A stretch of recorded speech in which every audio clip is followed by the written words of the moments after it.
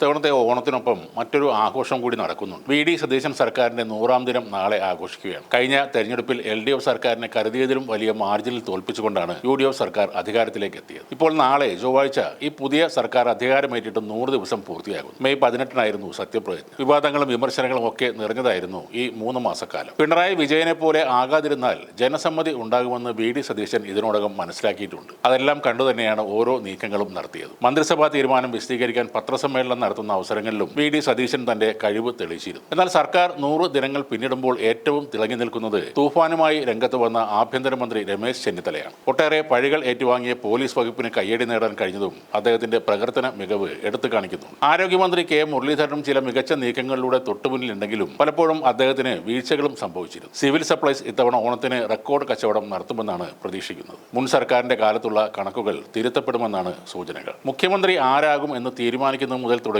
തമ്മിലടിയും ശീതസമരവും തർക്കവും മുഴുവനായും ഇപ്പോഴും മാറിയിട്ടില്ല. പല വകുപ്പുകളും നേരാവണ്ണം പ്രവർത്തിച്ച് തുടങ്ങിയിട്ടുമില്ല. 2 മന്ത്രിമാർക്ക് പ്രൈവറ്റ് സെക്രട്ടറിമാരെ നിശ്ചയിക്കാൻ 90 ദിവസങ്ങൾ വേണ്ടിവന്നു. അതേപോലെ ബോർഡ് കോർപ്പറേഷനുകളിൽ ഇപ്പോഴും നിയമനം നടന്നിട്ടില്ല. പേഴ്സണൽ സ്റ്റാഫിൽ തന്റെ ബന്ധുവിനെ നിയമിച്ചുകൊണ്ട് മന്ത്രി സണ്ണി ജോസഫാണ് വിവാദങ്ങൾക്ക് തുടക്കം കുറിച്ചത്. പിന്നീട് പ്ലീഡർ നിയമനത്തിൽ അടിമുടി ആരോപണങ്ങളും ഉണ്ടായി. ദേവസ്വം വകുപ്പിന്റെ പ്ലീഡറായി ശബരിമല കേസിലെ പ്രതിഭാഗം അഭിഭാഷകനെ നിശ്ചയിച്ചത് അതിലേറെ പ്രശ്നങ്ങൾ സൃഷ്ടിച്ചിരുന്നു. മൊത്തത്തിൽ ഒരു സംഘീവൽക്കരണം നടക്കുന്നു എന്നായിരുന്നു പ്രതിപക്ഷം ഉന്നയിച്ച ആരോപണം. ഇതേ ആരോപണം KPCC ഭാരവാഹിയും ഉന്നയിച്ചിരുന്നു. ഉൾപാർട്ടി തർക്കങ്ങൾ പൂർണ്ണമായും കഴിഞ്ഞിട്ടില്ലെന്ന് അതോടെ ബോധ്യമാകുകയും ചെയ്തു. വാഗ്ദാനങ്ങൾ നടപ്പാക്കാനുള്ള നീക്കങ്ങൾക്കൊപ്പം വിവാദങ്ങളും വിമർശനങ്ങളും നിറഞ്ഞ 100 ദിവസം പൂർത്തിയാക്കുകയാണ് വി.ഡി. സതീശൻ സർക്കാർ. അധികാരത്തിലെത്തിയ നാൾ മുതൽ പ്രഖ്യാപിച്ച കാര്യങ്ങൾ നടപ്പാക്കാനുള്ള നീക്കങ്ങൾക്കൊപ്പം വിവിധ വിഷയങ്ങളിലെ തർക്കങ്ങളും സർക്കാരിനെ പിന്തുടരുന്നുണ്ട്. എന്നാൽ പിണറായി വിജയൻ സർക്കാരിന്റെ ശൈലിയിൽ നിന്നും വ്യത്യസ്തമായി പ്രവർത്തിക്കണം എന്ന രാഷ്ട്രീയ ബോധ്യം വി.ഡി. സതീശനുണ്ടായിരുന്നു. അത് സർക്കാരിന് നൽകിയ മൈലേജ് വളരെ വലുതുമായിരുന്നു. ഇനി വരും ദിവസങ്ങളിൽ പ്രവർത്തനം മാത്രം മാനദണ്ഡമാക്കി വി.ഡി. സതീശന്റെ UDF സർക്കാർ വിലയിരുത്തപ്പെടും എന്നതാണ്